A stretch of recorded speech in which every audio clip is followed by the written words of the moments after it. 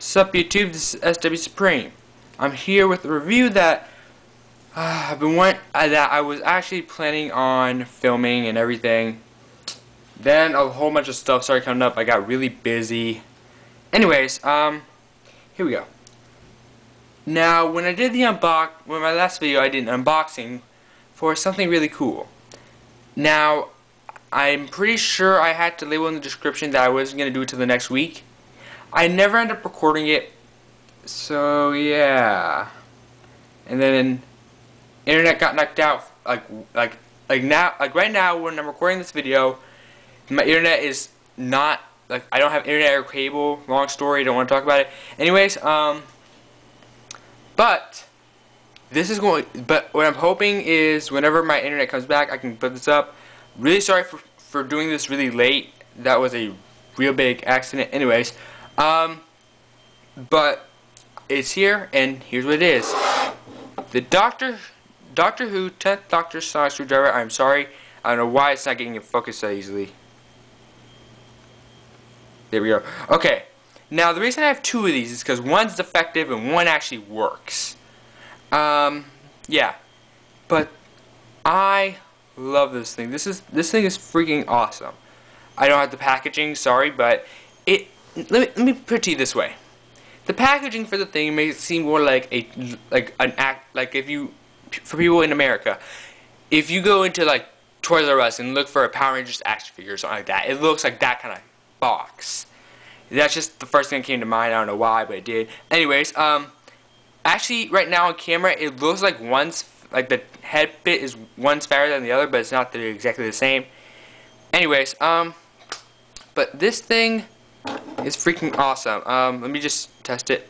Okay, this is a defective one. Like as you can see, the way they built this is this entire setup from right here to the top is actually supposed to come out, not just like that, but even more for you to put the batteries in. When I put the batteries that were included in here, they did not work. Had to wait forever to get another one, and yeah, but this one's defective. So, yeah. Let me tell you some stuff though. Detailing on this thing is freaking incredible. Like as you can see, it's all like that worn in, as if it was like a used material, like kind of grip, like the grip stuff on a scooter handle, like that kind of foamish grip, like after a long period of time. As you can see, it's all like that, all along here in that kind of beige color. It has this blue line on there with some holes cut out and the two buttons. We're going to go backwards now, starting from the center. And then, oh, I love this. This silver is so amazing on here. You can see this little ridge design, which we'll get to why that's there later. But this is like Bandai Japan silver. Then you have the little black end, but this silver is like incredibly reflective of light. Yeah, this stuff is so well done. Also, I don't know if you can tell, but there's some ridges right along here. See, like whenever you grab it, you can kind of like feel it along your fingers, so you can get a little bit of better grip there. Moving on up, more of that beautiful silver that is so amazing. And then you have the little blue tip piece. Now, this is the defective one. I'm using this one because the details are down to the letter exactly the same on both of them. But it looks so amazing. Whenever I'm doing, and I'm just going to switch to the other one for whenever I do demonstrations. Like right now, I don't know if you can see it, but whenever I'm looking at my camera, there's light, like a whole bunch of light right in here is reflecting off from the lamp I have above here. But that is how reflective this stuff is. This is actually, yeah, great thing. And I love it. Now I'm going to put this to the side. We're going to go to the working one. Once again, all exactly the same, as you can tell. And now we get into what it does, basically. Hold up. There we go. Now it has two sounds, but they're very, very similar. Like, you have to have a great ear in order to hear the difference between the sounds. But yeah, I'm here's how it works. Basically, from wherever this piece right here is how you know which button you're supposed to hit. For example, since it's down here, oh, come on. There we go. Now, since this sliding mechanism on here is dependent on where you put it, that's another thing. Your two sound effects, you can put both of them on there in both positions, which I think is alright. I mean, like, it's worth the money. Don't get me wrong. But here we go. Now the first sound. Oh, wrong one actually. That's the second sound. I don't know if you could hear it, but there's a little chirping noise in there. But here's the first one. Let me bring it up closer. And this is actually a ultraviolet light. That's part of this whole little gimmick for the thing. We'll get to that in a little bit as well. Here you go. Fail.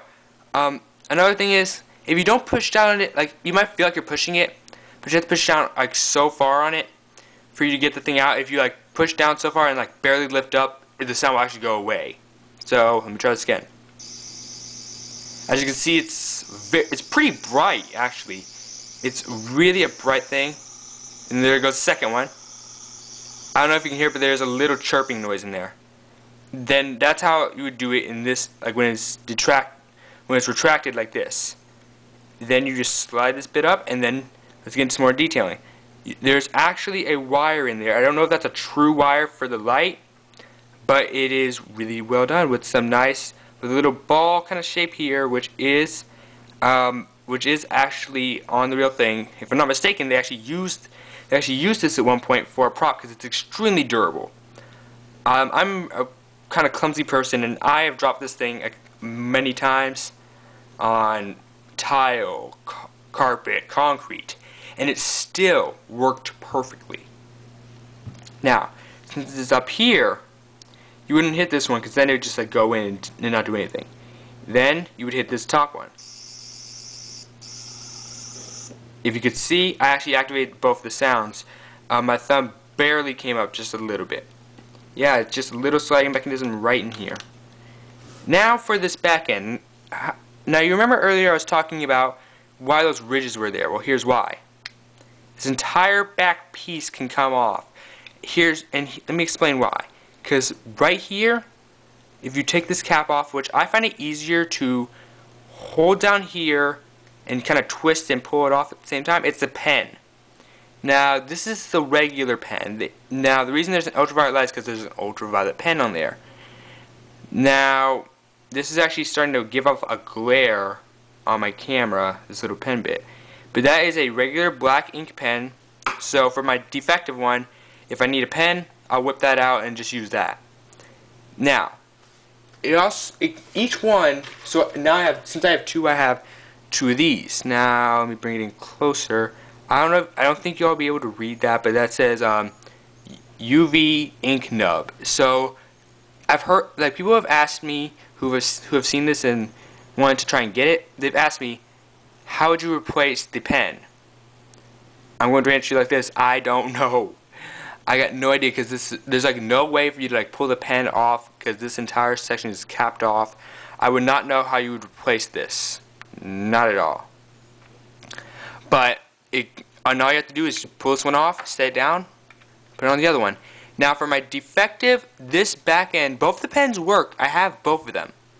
So that gives me like two regular black pens and two UV pens. And I like to leave it labeled so I know the difference. But yeah. This one is extremely loose as well. Like, that's how loose this one is. Like, my defective one, really loose back there. This one is a lot tighter, which I like, so it doesn't fall off as easily. But if I uncap this one, whoa, see, if you don't hold down there, it'll just like kind of pop off, no matter how tight it is. There we go. As you can, oh well. As you can see, it's like an ink pen, like a marker kind of, and I have already done this in advance. I have written on a small piece of paper. I got this from BigBadToyStore.com. That is where you would want to go to get not just this, but all kinds of other cool Doctor Who stuff. On the receipt I got, I wrote, and I actually wrote something on here. As you can see, let me get rid of some of this light. Yeah, you can't quite see anything on there. You can see some, I don't know if you can, but I got some stains on there from something. But I actually have written on here. Let me get in a little closer, reposition, and watch. Personally, for me, I like to have it like this for display, but whenever I'm holding it, it just fits better in my hand if I do this. See, I don't know if you can read that at all, but it says, here, let me bring it a little closer. Yep, yes, I actually did that. But the UV pen nibs, let me turn the light back on, there we go. They work incredibly well. Now, if I was to turn off another light, you could see it much better. This is the Doctor Who. This is the 10th Doctor Sonic Screwdriver. I got this from BigBadToyStore.com. I really recommend going there. Yeah, it's a great prop. Personally, I like this thing. And I plan to get the 11th Doctor's Sonic Screwdriver because I do like the whole green top thing because my favorite color is green. But anyways, yeah, there it is, said and done. Been waiting to do this, and whenever it gets uploaded, that is finally gonna be done. And one more thing, another video is gonna be uploaded, and you're about to see what it is. Peace.